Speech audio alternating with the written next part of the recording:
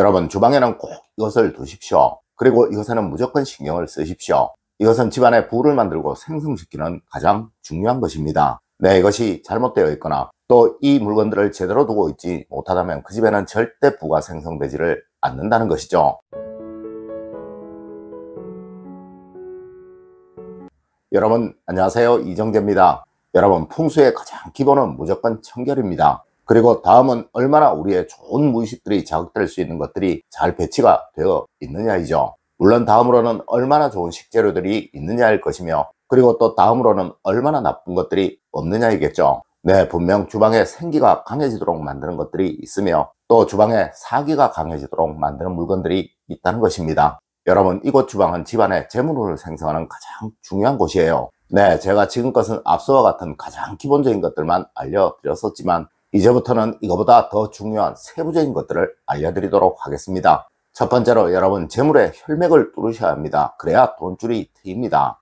여러분, 주방의 모든 기운은 주방 입구로부터 들어오고, 그리고 주방 창문이나 그 외 주방에서 밖으로 난 문을 통해 나가게 됩니다. 하여 주방의 생방은 주방 입구인 것이고, 또 주방의 사방은 창문이라든가 다용도실의 문, 그 외 문들이 되는 것입니다. 입구는 항상 청결해야 하며 기의 흐름에 방해가 되는 것들이 놓여져 있어서는 안 되는 것이며, 또 이곳은 가능한 넓은 상태가 가장 좋다는 것이죠. 여러분, 현관을 항상 깨끗하게 하고 또 창가 주변을 항상 깨끗하게 하라는 것은 바로 이곳으로 집안의 모든 기운이 들어오는 것이기에 그러한 것이고, 이는 주방 역시도 그러한 것입니다. 그리고 좋은 기운은 항상 허리 아래로 들어와서 점차적으로 그 높이를 더해가며 나갈 때는 항상 높은 곳으로 나가게 되는 거예요. 하여 주방 입구 허리 아래에는 그 무엇도 두지 말아야 하는 것입니다. 맞습니다. 대표적으로 가난을 겪고 있는 집은 그곳이 어디든 바로 이곳에 늘 있는 것이 휴지통이며, 또 그 외에 잡다한 물건들이 항상 이곳에 놓여져 있다는 것이죠. 여러분, 주방 입구는 바로 이곳입니다. 이곳에는 절대 그 무엇도 두시면 안 되는 거예요. 두 번째로 여러분, 주방의 혈맥의 흐름을 막아서는 절대로 안 되는 것입니다. 여러분, 주방에서 흐르는 기운은 주방 입구로 들어와 싱크대나 싱크대 볼을 통해 흐르다가 창문으로 나가게 되며, 또 옆에 문이 있다면 이 문으로 나가게 됩니다. 하지만 이 문들은 대체적으로 닫혀져 있을 것이니 거의 모든 기운들이 다 창문으로 나가게 된다는 것이죠. 하여 주방의 창문은 가능한 자주 열어주셔야 하는 거예요. 만약 이 창문을 꽉꽉 닫아두고 열지를 않는다면 나가야 할 기운이 다시 역류를 하게 되니 이곳 주방에 좋은 기운과 나쁜 기운이 뒤섞이게 되어 이 주방의 기운이 정말 이도저도 아닌 보통의 기운이 되어 버린다는 것이죠. 하여 이런 집에서는 절대 부가 만들어지지 않게 되는 것입니다.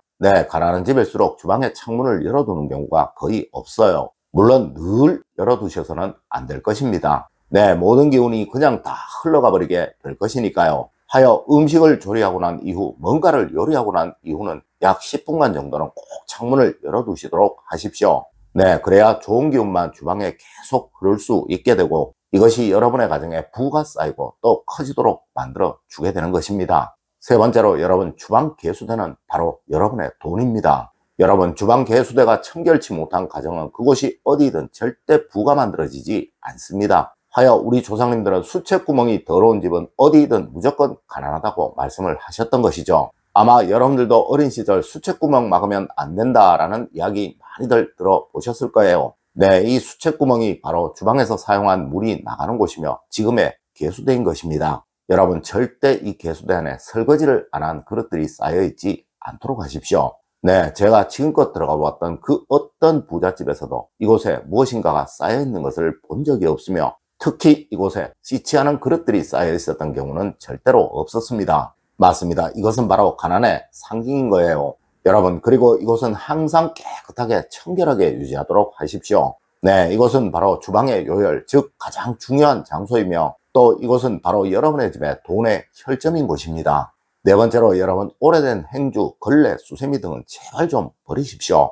여러분, 과거 우리 조상님들은 행주는 꼭 새 광목천으로 만드셨고, 또한 반드시 삶아서 사용을 하셨으며, 이 행주가 오래되어 낡으면 이것을 주방 걸레로 사용을 하셨었습니다. 이 행주는 그릇을 닦는 것이고 또 세균 번식이 가장 많은 것이기에 그러한 것입니다. 물론 현대에도 이 행주는 주기적으로 살균을 해야 하며 또 자주 새 것으로 교체를 하지 않게 되면 주방의 세균 번식의 원인이 된다고 말을 하고 있습니다. 네, 이런 풍수뿐만 아니라 위생적으로도 반드시 해야 할 일이라고 할 수 있겠죠. 하지만 대부분의 가정에서 이 수세미나 행주에 관해서 아주 쉽게 생각하는 경향이 많다는 것입니다. 네, 행주는 무조건 삶아서 쓰시고 또 건조를 해서 쓰시고 조금 오래된 것이라고 생각이 되시면 무조건 교체를 하십시오. 여러분, 풍수적으로 이 행주나 수세미는 음식물 쓰레기, 즉 사기를 닦아내는 것입니다. 네, 사기가 쌓이게 되면 생기를 덮어버리게 된다는 것이 풍수학에서의 이론이에요. 그리고 여러분, 이 행주나 수세미들은 주방에서 음기가 가장 강한 물건이라고 할 수 있어요. 네, 항상 양기로 중화를 시켜서 사용을 하셔야 한다는 것이죠. 네, 이러니 꼭 오래되었다고 생각되시면 꼭 버리시도록 하십시오. 다섯 번째로, 여러분 주방에 버려야 할 빈병들을 절대 모아두지 마세요.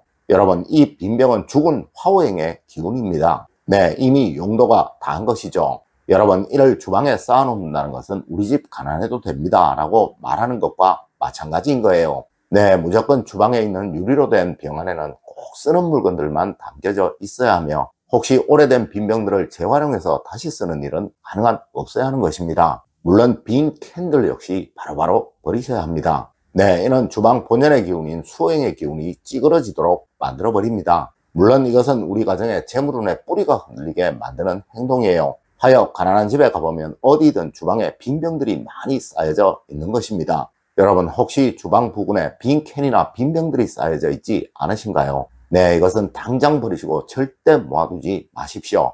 여섯 번째로, 여러분 무조건 화오행의 기운이 좋아지도록 만드십시오.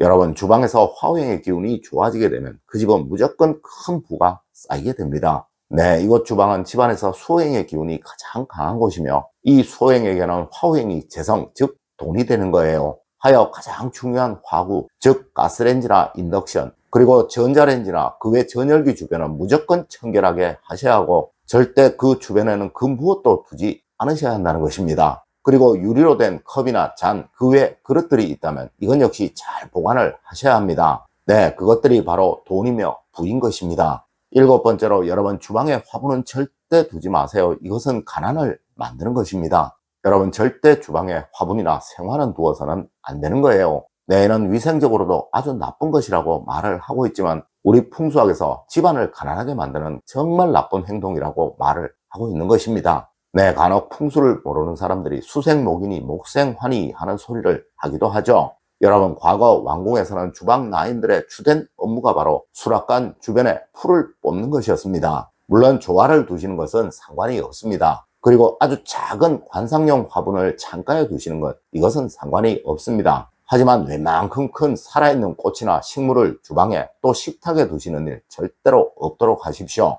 네, 이는 가난하게 살겠다고 선언을 하시는 것이나 마찬가지인 행동인 것입니다. 여러분, 오늘은 집안에서 재물운을 살려주는 주방에 꼭 두어야 할 것과 절대 두어서는 안 되는 것에 관해서 이야기를 해드렸습니다. 네, 할 수 있는 것부터 하나씩 해나가십시오. 분명 이렇게 하시다 보면 어느 순간 여러분에게 부가 다가와 있을 것입니다. 여러분, 오늘 제가 알려드린 이야기 꼭 명심하시길 부탁드리며 오늘의 이야기를 마치도록 하겠습니다. 늘 올바른 학문과 올바른 지식을 여러분들께 전하도록 노력하겠습니다.